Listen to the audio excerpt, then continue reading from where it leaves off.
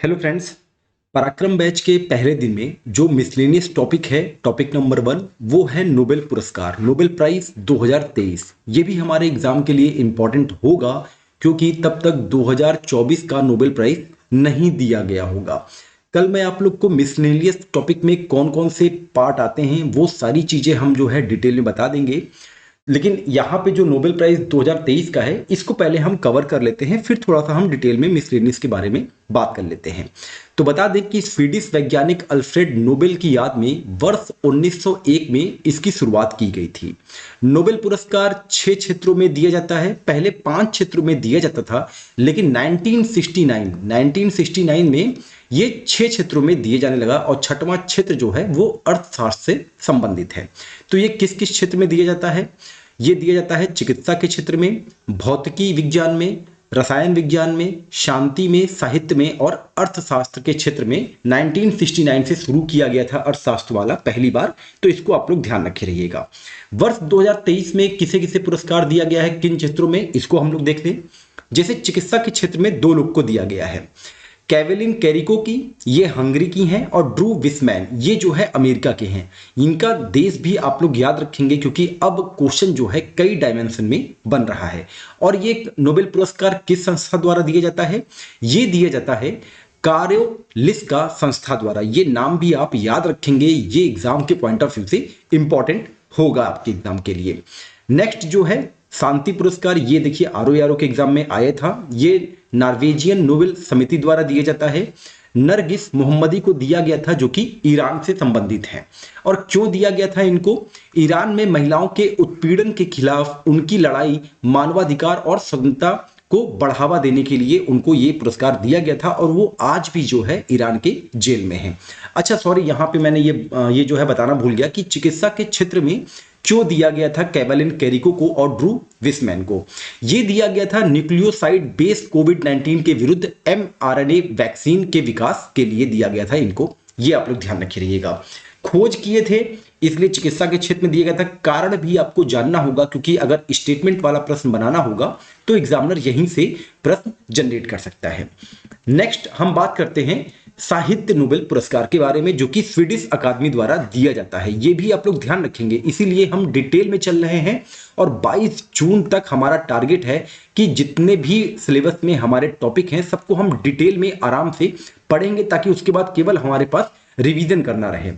ये दिया गया है साहित्य में जॉन फासे को, ये नॉर्वे के हैं।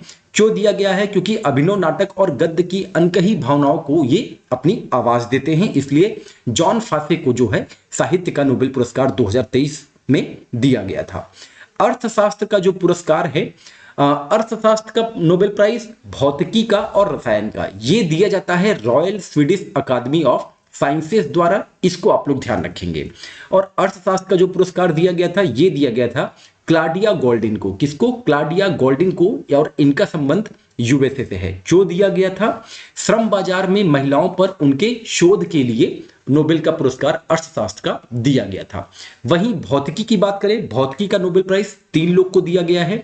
पियरे एगोस्टिनी जो कि फ्रांस से हैं, फेरेन क्रॉस जो कि हंगरी के हैं, एनी अल हुइलियर ये फ्रांस से संबंधित है। देश भी आप लोग ध्यान रखे रहे, मैं बार बार बोल रहा हूं, ये एग्जाम के पॉइंट ऑफ व्यू से इंपॉर्टेंट होगा। और ये क्यों दिया गया था इनको भौतिकी का पुरस्कार? प्रकाश की काफी छोटी पल्स बनाने के तरीके की खोज किया था इन्होंने। इलेक्ट्रॉन चलते हैं और अपनी एनर्जी में बदलते रहते हैं, इसलिए इनको जो है भौतिकी का नोबेल प्राइज दिया गया था। वहीं केमिस्ट्री का जो नोबेल प्राइज मिला था वो मॉगी जी बावेंडी को दिया गया था, ये यूएसए से रिलेटेड है। लुइस ई ब्रूस को दिया गया था, ये भी यूएसए से रिलेटेड है। और एलेक्सी एकिमोव को दिया गया था जो कि यूएसए से रिलेटेड है। तो यहाँ पे कॉमन चीज क्या है कि ये केमिस्ट्री के जो नोबेल प्राइज है तीनों के तीनों जो है यूएसए से रिलेटेड है, ये आप लोग ध्यान रखेंगे। क्यों दिया गया था इनको? क्वांटम डॉट्स की खोज व विकास के लिए इनको दिया गया था। क्वांटम क्या होता है? 2 से 10 नैनोमीटर, नैनोमीटर समझ रहे हैं ना, 10 की पावर -9 जो है ये नैनोमीटर को इंडिकेट करता है। तो ये पूरा हुआ हमारा नोबेल प्राइज मिसलेनियस का टॉपिक नंबर 1। ऐसे ही हम लोग एक एक टॉपिक को कवर करते चलेंगे और रिवीजन लगातार हमारा होता रहेगा। और जो भी हमारा वीकली जो हमारा चल रहा है ये टॉपिक, जैसे आज का जो हमारा डे 1 था, आज के डे 1 में हमने कवर किया एक तो हमने कवर किया साउथ अमेरिका को, दूसरा हमने कवर किया पॉलिटी में प्रियम्बल को कवर किया, हमने कवर किया डीपीएसपी को कवर किया और साथ ही फंडामेंटल ड्यूटीज को कवर किया। हमने मिसलेनियस में कवर किया नोबेल प्राइज। ठीक है, हमारा एक टॉपिक रह गया है पर्यायवाची। पर्यायवाची आज नहीं हो पाया है, कल आज 10 टॉपिक देने थे इसके, 10 पर्यायवाची आप लोग को मतलब कि रिवीजन करना था। कल हम जो है पर्यायवाची के 20 जो है पर्यायवाची अलग अलग उससे लेके आएंगे और कल एक साथ आज का और कल का दोनों का हम रिवीजन करा देंगे। और कल ही मिसलेनियस में कौन कौन से टॉपिक मिलते हैं ये सारे हम कल आपको डिटेल में बताएंगे।